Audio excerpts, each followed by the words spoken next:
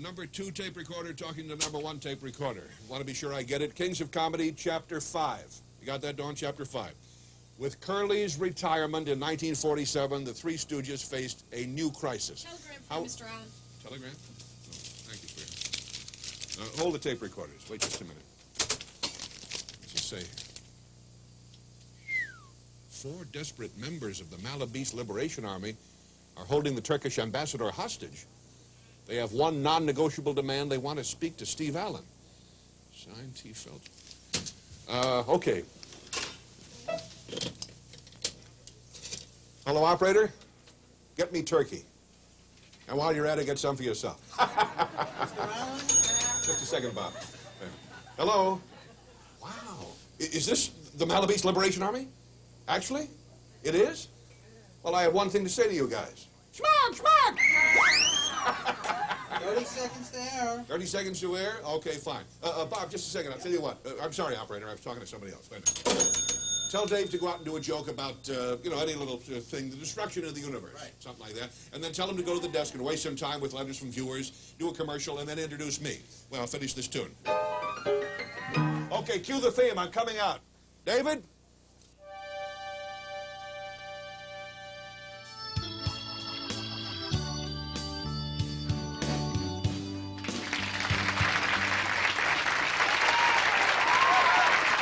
Thank you very much.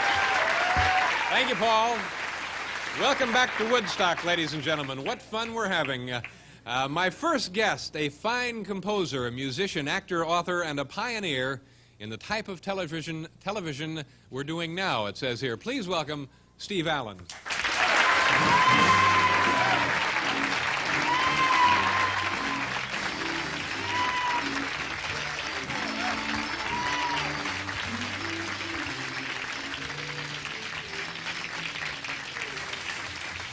Nice to see you, sir. Thank you. It's nice to be seen. Thank you very much for being here. I certainly appreciate it. This time slot is now an hour later than the one that you started in, isn't it?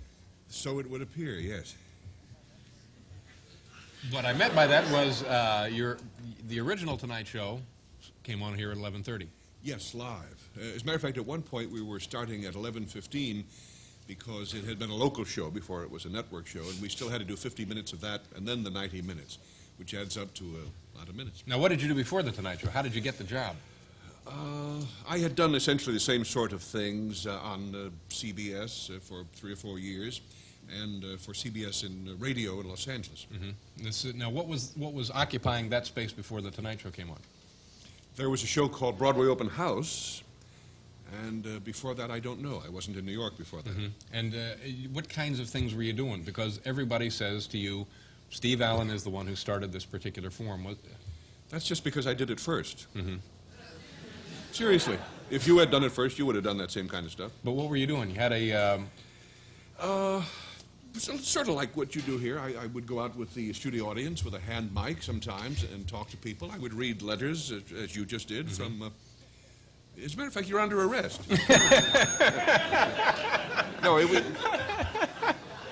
Sometimes, seriously, people say, hey, you did that stuff, and then other people did. It was actually because I was there first, because I think everybody would have gotten around to the same general kinds of things on this loose show. Mm-hmm. And we have some press releases that I inadvertently left in my office. Oh, here they are now. Speaking of inadvertent. Press releases of what? Hot off the press. About the original Tonight Show, and I wanted to ask you a couple of questions about the show.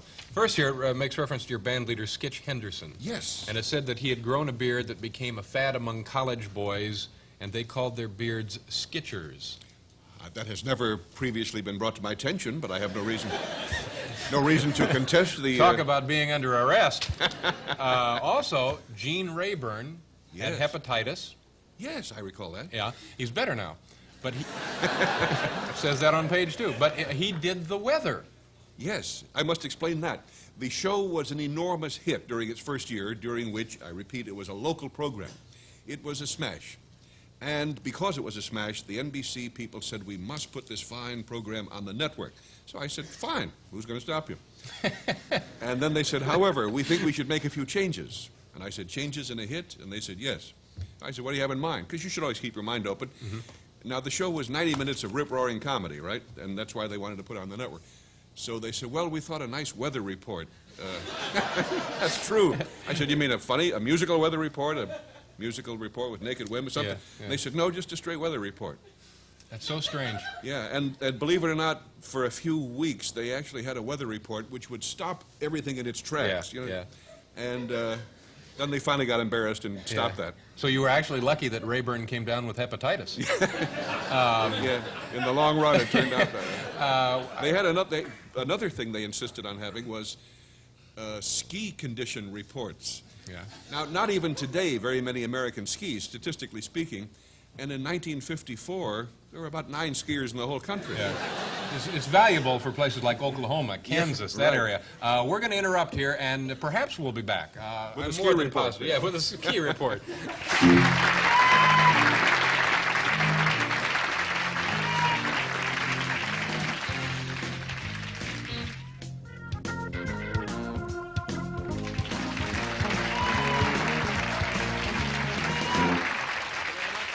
Hi, and welcome back to the proceedings. You, of course, know Mr. Steve Allen. Before we go on, do we have some fascinating footage from one of your other old shows? You're the only guest who has ever brought his own noisemakers, and I certainly appreciate that. Well, the least I can do. As a matter of fact, there are more here than noisemakers. I do impressions. I don't know if that's ever been brought to your attention. No, it has not. Would you like to see one? I certainly would. All right. That will require a close-up of the table surface in this area. And as soon as I see a close-up, I'll go into my first impression, ladies and gentlemen. You ready? Okay. My impression of Claude Rains in The Invisible Man, ladies and gentlemen.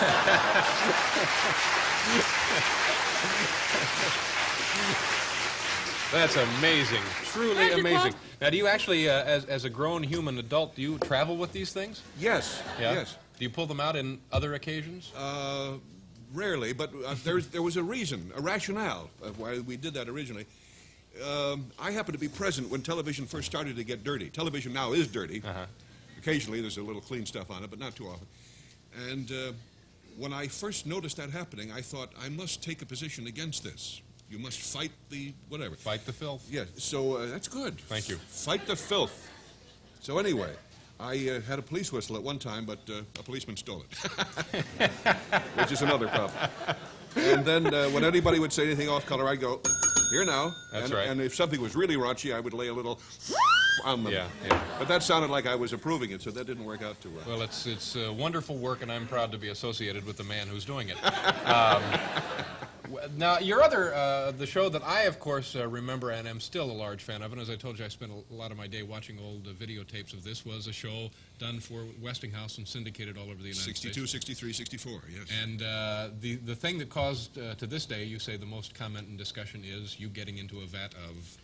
Yes, it's weird when I am accosted by young men in the street. I am frequently accosted by young men. Not, unfortunately, very few young women.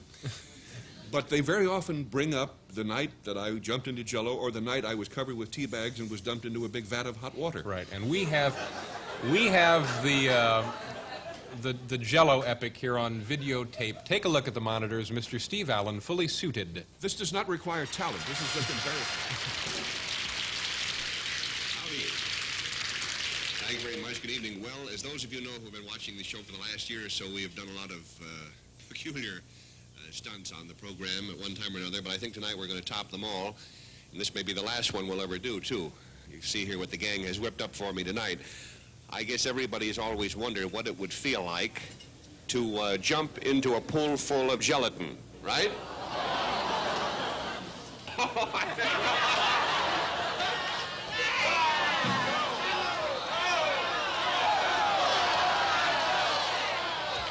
I don't want to go in. I want my mommy. And all the big boys jump in. I want to go home and go to bed.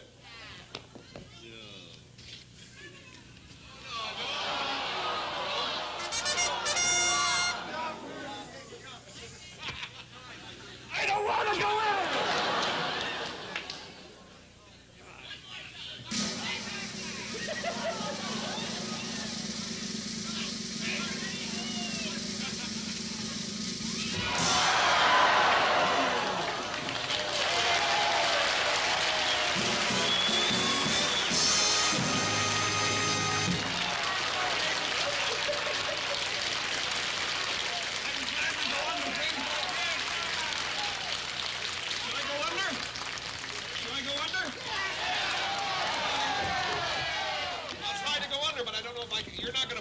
stand you. Put your face in the front. And hand in your notice at the back.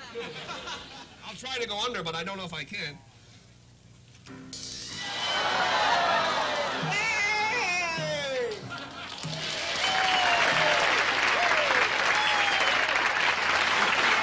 Truly a great moment in American broadcasting. We'll be right back with Steve Allen.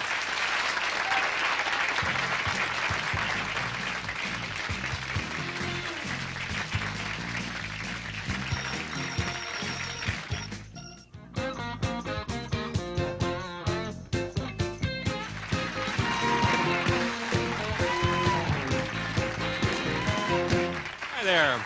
Not only did you jump into the Jello, I thought the suit was a nice touch. That was what we used to call my Hong Kong suit. I had bought some cheap suits in Hong Kong, nice but cheap, and I knew I was in trouble physically when they would come to the dressing room before the show and say, put on a Hong Kong suit. Yeah, That meant I was going to be covered with chocolate sauce or something. It's amazing. It looks like it must have been disgusting. It was truly revolting. Yeah. Or icky, as we say. And we do say icky, and we have to pause here for station identification. We'll be back to say many, many more things.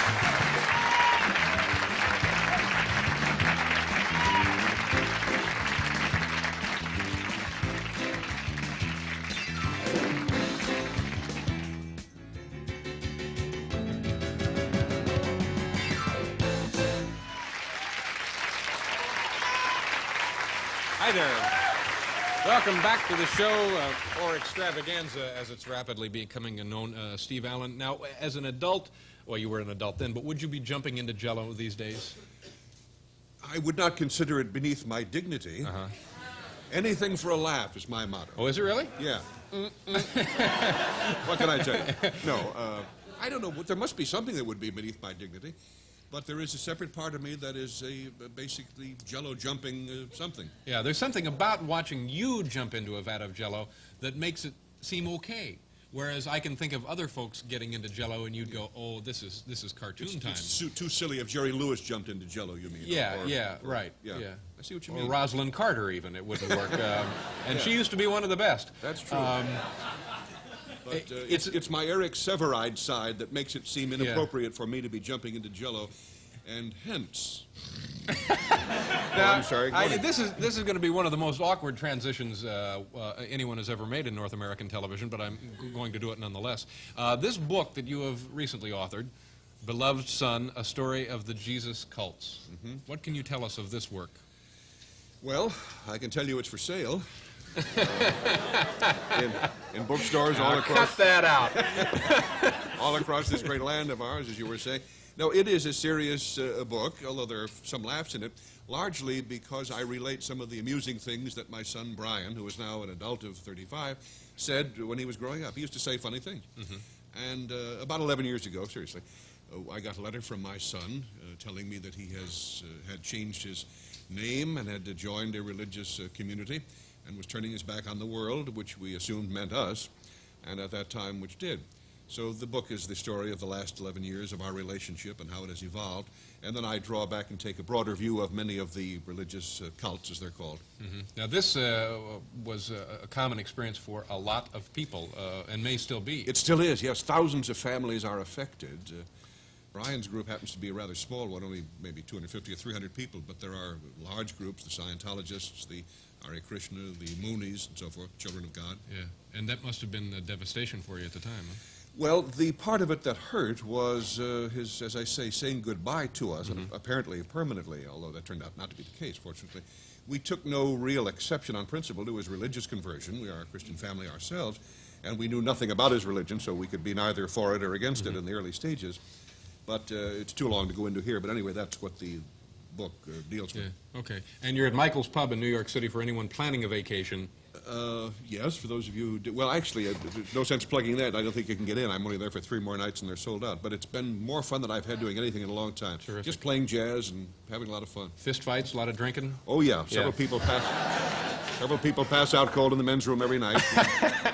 Great fun. I'm always excited to be with you anywhere, and I appreciate you being here with us tonight. My pleasure. And if you want to hang around, we're going to introduce a brand new hot property here for NBC, if I can find the correct card.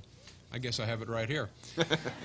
When you work in television, people always say to you, you ought to do a show about where I work. Boy, the crazy things that go on down there.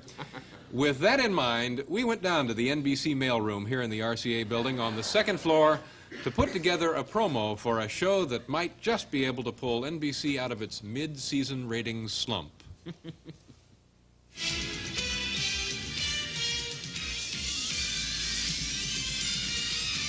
If you like the police department antics of Barney Miller and the newspaper world intrigue of Lou Grant, you're in for a real treat this fall when you meet the wacky bunch on Mailroom. You'll meet Jim, the manager of the entire mailroom. I'm the manager of the entire mailroom. And Rose, who's always up to something. Someone could be looking for a letter, and you have to search for it, or somebody might be looking for some package that came in. And Frank, a mailroom veteran who knows the city like a book. I live in the city, so I know the city like a book. That's right, the fun begins when Jim, a likable young newcomer, joins the staff. It's my first week here. I wrote a song about it this week, too. Oh, you did? Yeah? Too bad we don't have time for it, but there'll be plenty of time each week on Mailroom. You gotta start somewhere. You gotta start sometime. You gotta start somewhere, sometime. So I'm starting out in the mailroom. We fool around. I mean, this is not a, I have to take the job real serious. Gonna work my way from the bottom to the top. Yes, I'm starting out in the mailroom.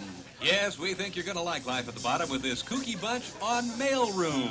Oh, everybody's really good. I really like everybody. There's never a dull moment and plenty of romance. You know, I'm a married guy. I don't want to get in no trouble. We had a wild guy who had wild hair. We're like a caveman. That's about the most exciting thing that happened in the mailroom so far. Talk about excitement on the NBC hit series Mailroom.